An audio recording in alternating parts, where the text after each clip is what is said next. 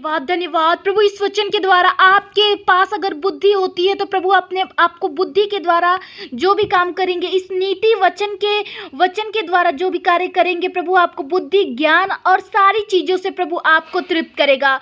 वचन को पूरा सुने और प्रभु के वचन को ग्रहण करें और ढेर सारा उद्धार पाए। हालेलुया।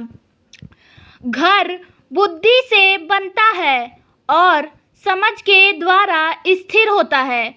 ज्ञान के द्वारा कोठरियाँ सब प्रकार की बहुमूल्य और मनोहर वस्तुओं से भर जाती हैं। बुद्धिमान पुरुष बलवान भी होता है और ज्ञानी जन अधिक शक्तिमान होता है। इसलिए जब तू युद्ध करे तब युक्ति के साथ करना। विजय बहुत से मंत्रियों के द्वारा प्राप्त होती है। बुद्धि इतने ऊंचे पर है कि मुड़ उसे पा नहीं सकता। वह सभा में अपना मुंह खोल नहीं सकता। जो सोच विचार के बुराई करता है उसको लोग दुष्ट कहते हैं। मूर्खता का विचार भी पाप है और ठट्ठा करने वाले से मनुष्य घृणा करते हैं। यदि विपत्ति के समय साहस छोड़ दे तो तेरी शक्ति बहुत कम है। जो मार डाले जाने के लिए घसीटे जाते हैं उनको छुड़ा, और जो घात किए जाने को है उन्हें मत पकड़ा। यदि तू कहे कि देख मैं इसको जानता न था, तो क्या मन की जांचने वाला इसे नहीं समझता? क्या तेरे प्राणों का रक्षक इसे नहीं जानता? क्या वह हर एक मनुष्य के काम का फल उसे न देगा? हे मेरे पुत्र, तू मधु खा क्योंकि वह अच्छा है, मधु का छत्ता भी क्योंकि वह तेरे मुंह से मीठा लगेगा। इस रीति से बुद्धि भी तुझे वैसे ही मीठी लगेगी।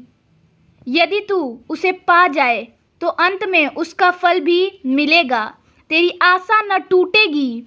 हे दुष्ट, तू धर्मी के निवास को नष्ट करने के लिए घात में न बैठे और उसके विश्राम स्थान को मत उजाड़, क्योंकि धर्मी चाहे 7 बार गिरे तो भी उठ खड़ा होता है, परंतु दुष्ट लोग विपत्ति में गिरकर पड़े ही रहते हैं।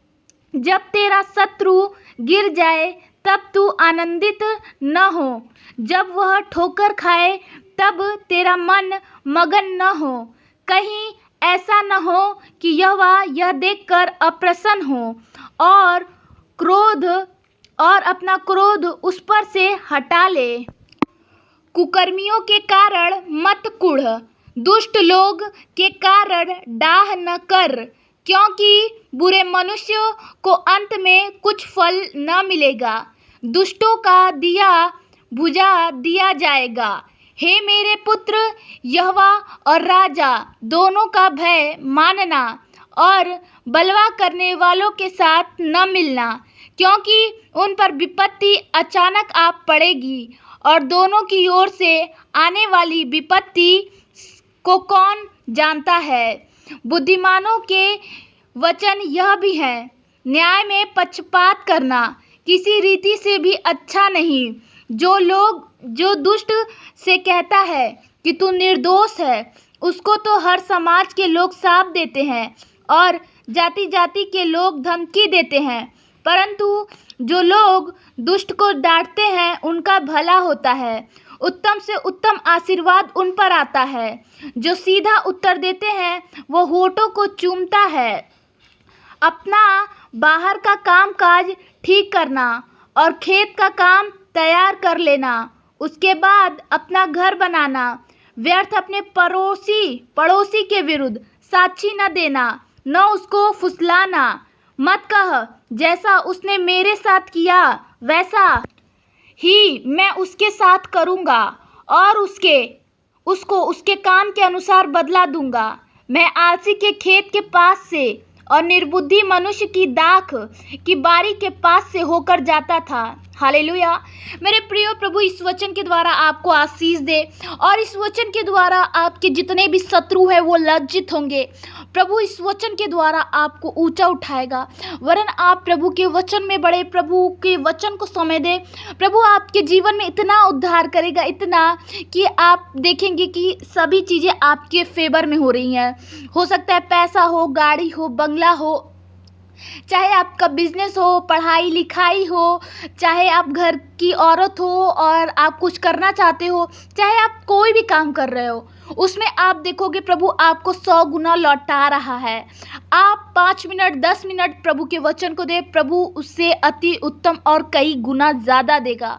तो प्रभु के वचन में बने रहे, प्यारे प्यारे वचन को सुने और उसे ग्रहण करें और वचनों पे चलने की कोशिश करें, और वरन किसी से घृणा न करे, किसी की मदद करने से पीछे ना हटे। और एक बात और, अपने मन में किसी के लिए बुरी कल्पना ना करें। अगर आप ऐसा नहीं करते, आप दूसरे के विषय में गलत नहीं सोचते, जैसा आप अपने विषय में सोचते हो वैसा दूसरे के विषय में कि मेरे साथ अच्छा होना चाहिए तो उसके साथ भी अच्छा, तो प्रभु ऑटोमेटिकली आपके साथ अच्छा होगा। तो अपने मन को बदले और प्रभु से प्रार्थना करें। हालेलुया, आमीन।